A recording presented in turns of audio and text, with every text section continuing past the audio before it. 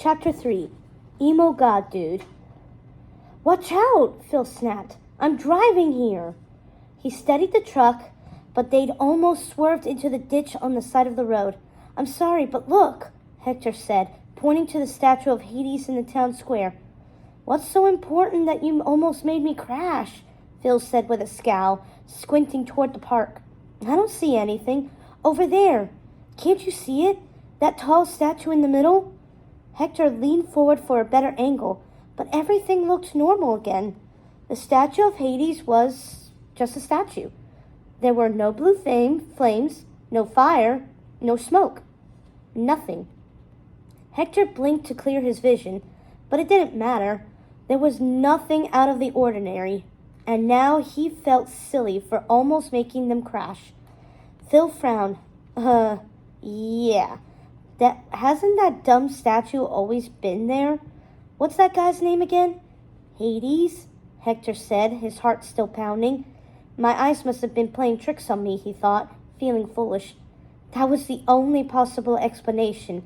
Statues weren't alive, and they certainly couldn't catch on fire, let alone with blue flames.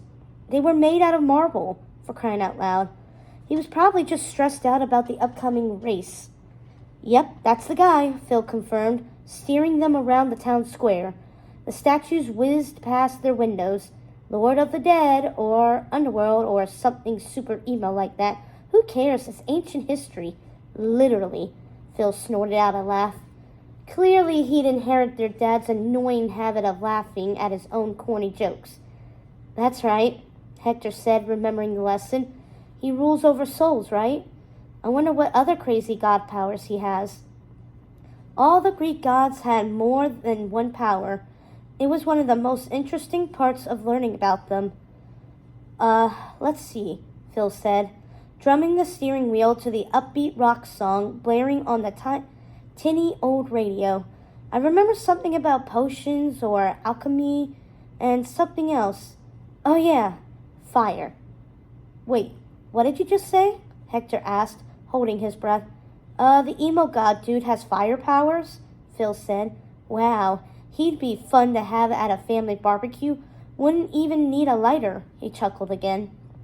But Hector wasn't laughing. Hades had fire powers? He remembered how the statue's spiky hair ignited with blue flames. That couldn't be a coincidence. Could it? Phil glanced at Hector with concern.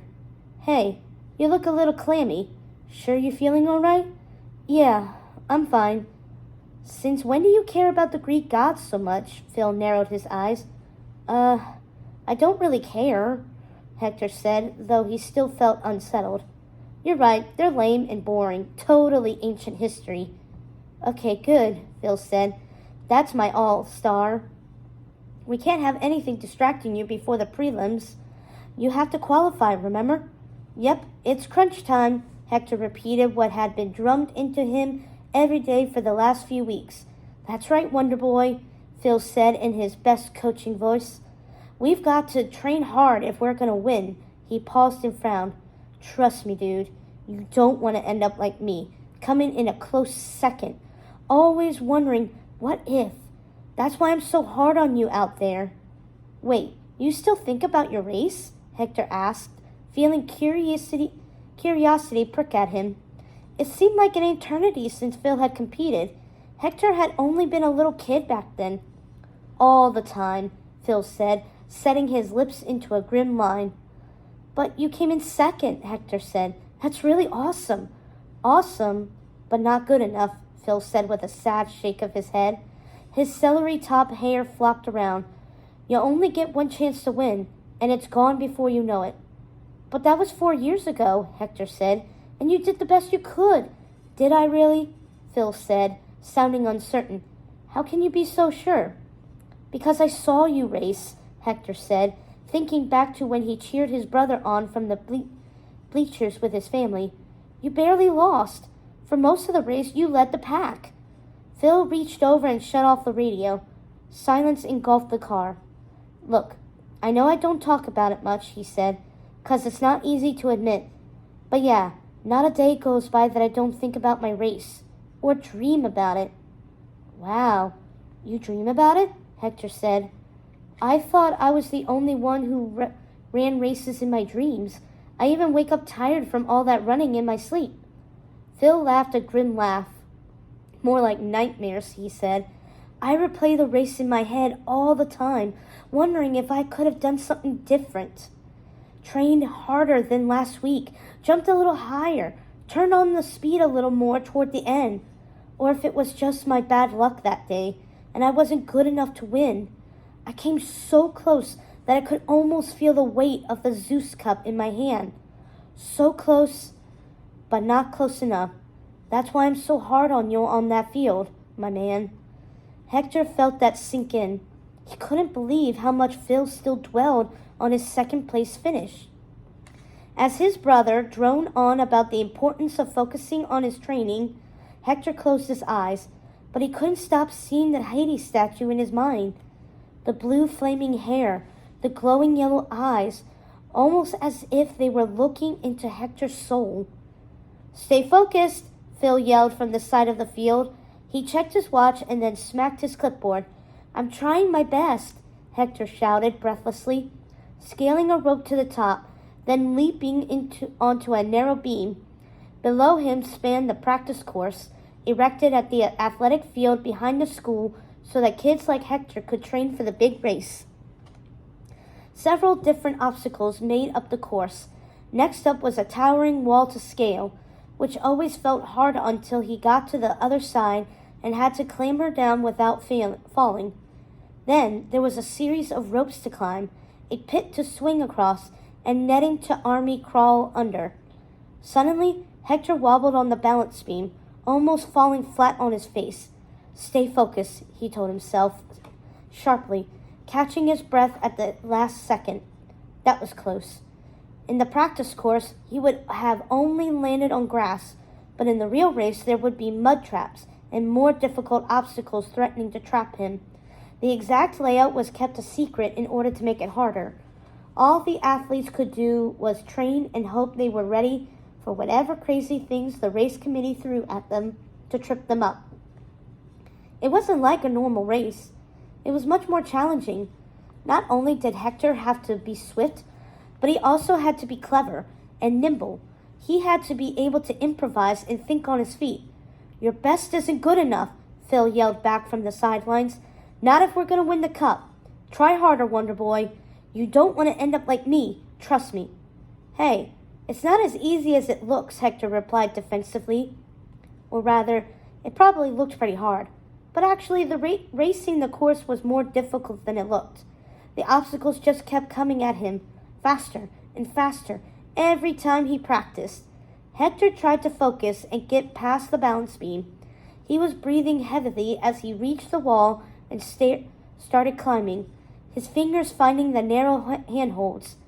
Ring! In the distance, the school let out. He could see the students from his perch on top of the wall. Kids streamed for the buses or hopped on bikes to head home. Hector felt a familiar sense of curiosity and envy as he watched them. What was it like to go to school with kids your own age, not just your brothers, and sit in a class at an actual desk, not just the kitchen table, while the teacher who you weren't related to taught you math, and have recess where you could run around outside with your friends and be around girls? Hector wasn't sure what to make of girls. He didn't spend much time around any except his mother, but she didn't count. Hector almost lost his balance at the top of the wall. His foot slipped and his heart lurched, but then he caught himself and started carefully down the other side. Stay focused, Phil yelled again, spotting his slip. We can't afford mistakes, not this close to the race. Sorry, Hector managed to get out while gasping for air. He was nearing the last phase of the course, but it was also the hardest part. He wanted to beat his best time and prove he could win. Hector wove through the next series of intense obstacles, the rope climbs, the pit, the army crawl, and then the hurdles. Phil kept pushing Hector harder and harder. Just as Hector crossed the finish line, a girl sauntered onto the field, having just gotten out of school. Hector caught sight of her out of the corner of his eye as he fought to catch his breath. Her long, skinny black hair whipped around her tanned shoulders. She wore hip athletic clothes, track shorts, and a sleeveless shirt, paired with electric blue running shoes with a golden lightning bolt on the side. "May, hurry up!" barked a man who trailed behind her with a stopwatch and clipboard. Just like Phil. "We've only got a few hours left to train." "Yes, Pops," she said, tying her hair into a sleek ponytail, then bending down to tighten the laces on her shoes. She cocked her eyebrow and smirked. "I've got the race in the bag. Don't even sweat it." Hector was mesmerized by her. Something about the way she walked and talked with such confidence. He took a step back to watch as she started the course. She whipped through the obstacles with a grace and ease of movement that astounded him. "Whoa," Phil said, joining Hector on the sidelines. "Yeah, she's amazing," Hector said. While he was fast when he worked the training course, maybe even a little bit faster than the girl, his movements were nowhere near as elegant and smooth. It was like watching a dancer, but one who could scale walls and climb ropes and vault hurdles. He didn't realize his mouth had dropped open until his brother reached over and pushed his chin up. Hector blushed. Who was this strange girl, and why had he never seen her here before? "Okay, enough gaping. Your time was good until you got to the wall and lost focus. Let's run it again." "Yes, Coach," Hector said, adopting Phil's all-business tone. He jogged back over to the starting line, trying as hard as he could not to watch the girl as she made it to the balance beam. Phil blew his whistle, and Hector took off. He sprinted and jumped, dove and climbed, making sure to focus on what he was doing and not on the people around him. He was kicking butt. He could feel it, and soon enough he found himself back at the base of the wall. From the corner of his eye, he saw a flash of movement. He couldn't tell where the girl was on the course, but she was close by. "Stay focused," he told himself, hearing his brother's voice in his head. "Don't get distracted." He dug his feet into the turf, sprinted down the field, then leapt halfway up the wall, finding the handholds to scale it. He pulled himself up, his feet landing on the holds easily. He'd done this so many times by now, his brain had memorized the positioning of the things. "That's it, Wonder Boy," Phil yelled as he scrambled higher and higher. "You're beating your top time." Hector's muscles tingled with excitement. He had almost reached the top when he saw the girl execute a parkour-like move over a hurdle, tucking her knees into her chest, then landing and rolling on the grass, popping back up on her feet. "What the?" "Good job, May," her father called from the sidelines. The move was graceful and elegant, completely captivating, and unlike anything Hector had ever seen. Not only that, but thanks to her fancy moves, she was gaining on him, even though she started well behind him on the course. How is that even possible? Despite his attempts to focus and keep climbing, Hector couldn't take his eyes off her. He missed the next handhold by a mile and felt his other hand start to slip. "Oh no," he gasped. He made another grab for the handhold, but it was too late. His palms were slick with sweat, and the handles were too smooth. His stomach swooped as he fell backward off the wall. "No!" Phil yelled. But there was nothing Hector could do. He plummeted toward the ground and landed on his back hard. Thud. Pain flooded through his body while stars exploded in his vision. Breath gushed from his lungs from the impact. Then everything went black.